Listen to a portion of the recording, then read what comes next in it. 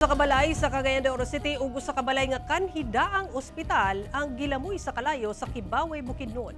Ano ang report ni James Paulo Yap.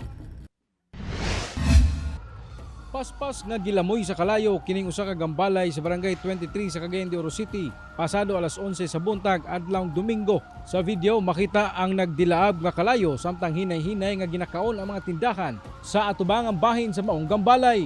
Gisaka sa ikatulong alarma ang sunog tungod gama lang sa light materials ang maong balay nga nasunog lakip ang mga kasikbit nga balay.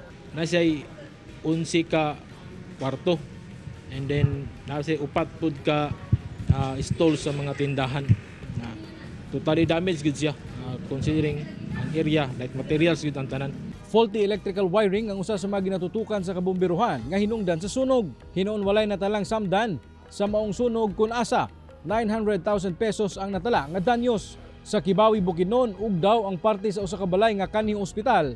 Human kini gilamoy sa kalayo Domingo sa udto. Paspas nga girespondihan sa kabomberuhan ang sunog, nga gisaka pa sa ikaduhang alarma. Mitabang nasab sa pagpalong sa kalayo ang kabomberuhan gikan sa kasikbit nga mga munisipyo. Hinuon walay natala nga nasamdan sa insidente. Sumala sa kabomberuhan, gipanag-iyahan ang maong balay sa tag-iya sa maong ospital nga miundang na sa ilang operasyon 2 ka tuig na milabay. Nagbilin kini og kapin 900,000 pesos nga danyos. Kung naman kaya atong nabantayan sa itong panimalay, nagka-fluctuating na ang kurente o kung magsaksak magkita sa itong appliances din nakita na ito na kusog na kang spark kana ato na ipasusi sa competent electrician.